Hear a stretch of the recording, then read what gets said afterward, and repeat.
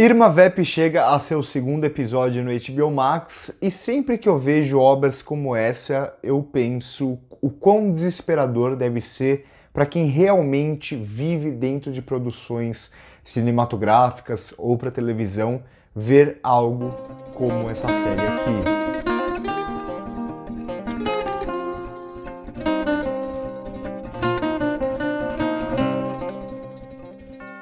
No começo da década de 80, se eu não me engano, 1984, o Rob Reiner fez um falso documentário chamado This Is Spinal Tap, que meio que falava que era um documentário sobre uma banda de rock que acontecia várias maluquices, mas na verdade era um falso documentário, né? Aquela banda era composta por atores, era tudo encenado, esse tipo de coisa. E muita gente que trabalhava na época com rock, muitos integrantes de bandas famosas, falaram que aquilo era claramente uma sátira, mas que eles não estavam rindo. Na verdade, eles estavam desesperados, vendo o quão real era tudo aquilo, o que parecia uma sátira para todo mundo, o que divertia o público, que tinha esse objetivo, para quem vivia naquele meio, via que tinha muita realidade ali e aquilo era super assustador. Eu abro o vídeo falando sobre isso porque essa série do Olivier Assayas, que é baseada, como eu disse no último episódio, no filme que ele fez em 1996, que é sobre uma produção que seria um remake de Les Vampires, filme lá de 1916. E aqui, nesse segundo episódio, a gente começa a ver mais sobre essa produção mesmo, né? Essa produção sendo posta em prática e aí tudo que começa a acontecer nesse meio tempo. E quem trabalha com cinema em produção mesmo, em sets de filmagem, fala que é realmente uma maluquice. Quando a gente vê um filme pronto, quando a gente vê uma série pronta, a gente não tem a menor ideia de como é aquilo ser feito. Quantos problemas envolve, quantas pessoas envolve, quantos egos envolve. Então, quão difícil é você arranjar uma roupa, quão difícil é você montar um cenário. A gente tem tudo sob a perspectiva de uma câmera, só que a gente não tem a perspectiva do que está por trás da câmera. E isso, a gente já viu vários filmes sobre produções cinematográficas, um filme muito famoso é A Noite Americana, por exemplo, mas aqui nessa série eu acho que a gente tem um retrato muito bom, principalmente quando a gente envolve um set de filmagem, que é muito comum, que tem um diretor que é difícil de lidar, ou um ator que é difícil de lidar, ou um ator que tem um ego muito grande e quer mandar na obra e começa a se conflitar com o diretor. É isso que a gente começa a ver aqui na série. Então tem uma fala muito emblemática ali do René, que é o diretor desse filme dentro da série, que ele fala que ele não gosta de lidar com pessoas, ele não lida bem com pessoas, ele fica irritado lidando com pessoas. E basicamente uma das grandes funções do diretor, a gente comentou sobre isso justamente naquele vídeo que a gente fez sobre o que é, o porquê um diretor é tão importante, quais são as funções dele, o que um diretor faz.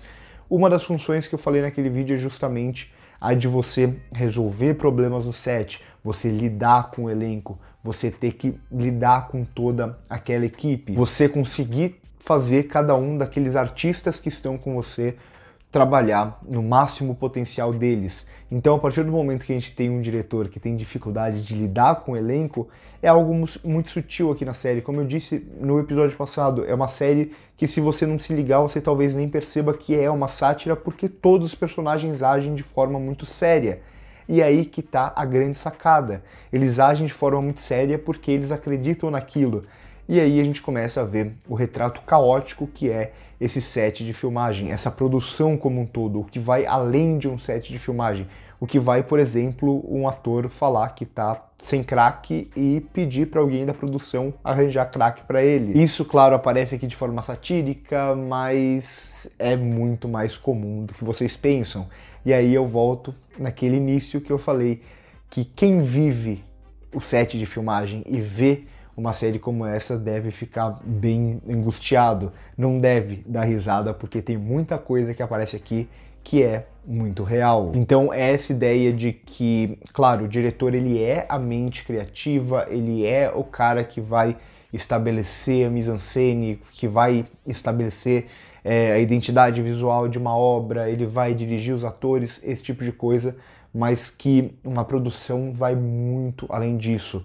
Um diretor ele tem que ter controle sobre muitas outras coisas, ele tem que ter um controle e um bom relacionamento com a sua equipe, e às vezes a sua própria equipe vai ter que agir independentemente em muitos casos. Uma figurinista, por exemplo, como mostra aqui, vai ter que ir atrás daquelas roupas. Pessoas da produção vão ter que arranjar um hotel para aquela atriz famosa que está vindo de Hollywood trabalhar numa produção pequena na França.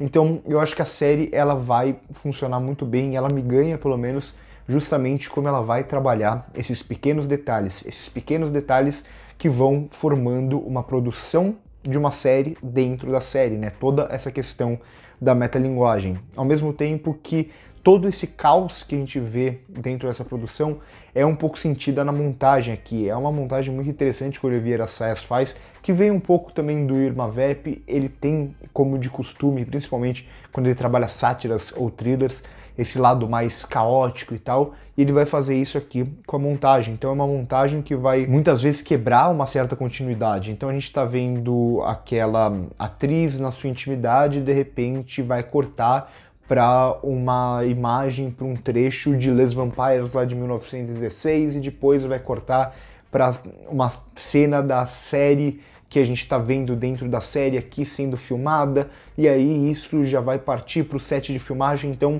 não tem uma sequência muito lógica, uma continuidade muito própria do tempo, esse tipo de coisa. O Olivier Assayas ele vai quebrando isso o tempo inteiro justamente para começar a criar também esse caos na própria série que a gente está assistindo. Então é o caos daquela produção, é o caos que ele vai estabelecer na montagem para criar toda essa dinamicidade. Gosto muito também de alguns detalhes sutis aqui, como por exemplo os dos espelhos.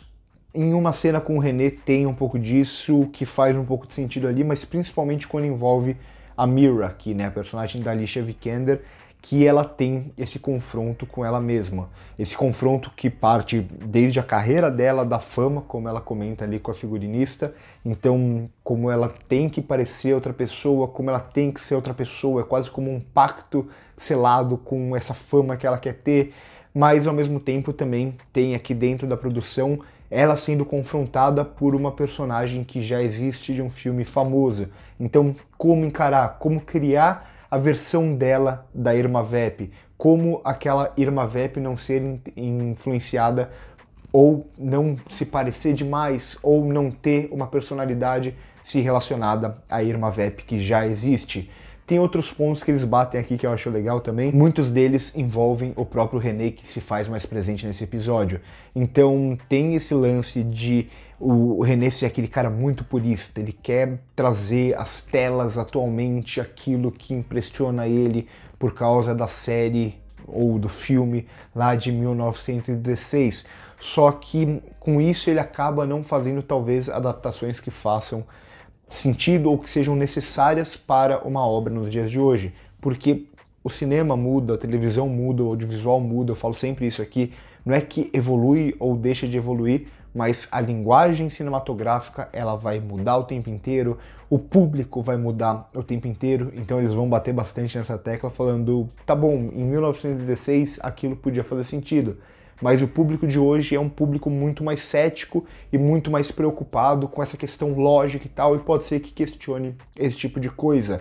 E isso realmente faz total sentido. É algo que eu vou até abordar num vídeo inteiro sobre isso, no Discutindo Cinema, mas justamente sobre como o público atual tem essa questão da lógica muito presente, é muito mais cético e tal. Então é o tipo de coisa que faz muito sentido. Ao mesmo tempo eu acho muito interessante como o René, ele é aquele diretor muito purista. Ele não defende aqui na série explicitamente o cinema na tela grande ou esse tipo de coisa, mas tem uma frase ali que ele fala, não é uma série de TV, é um filme em 8 partes. Ou seja, é uma minissérie, só que para ele fazer televisão é algo menor.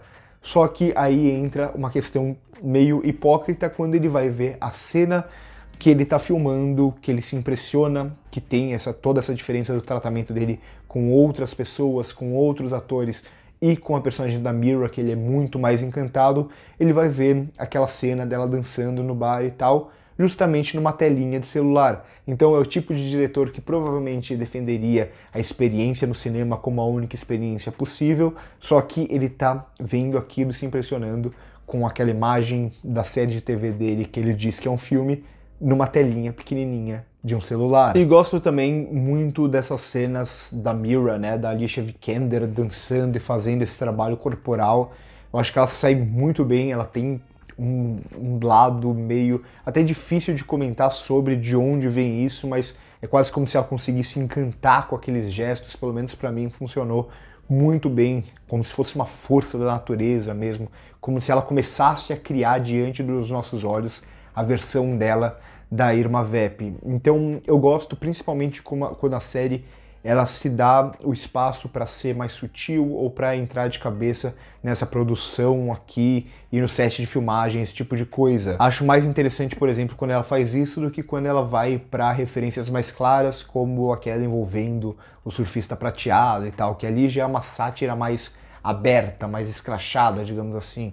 Eu acho que ela sai melhor quando ela é uma sátira que nem parece que é uma sátira. É uma sátira que acaba sendo angustiante para quem vive aquilo no seu dia a dia.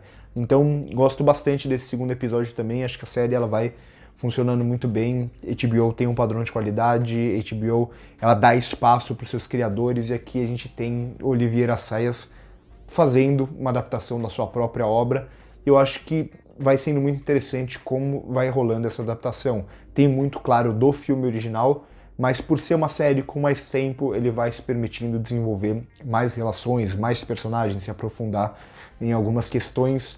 Tô gostando bastante da série até agora, curte o vídeo se gostou, se inscreve no canal se ainda não é inscrito, comenta aqui embaixo se vocês já viram aos 2 episódios, o que vocês acharam. No primeiro comentário fixado tem as nossas outras redes sociais, no começo do vídeo as minhas redes sociais pessoais. Por hoje é isso e corta.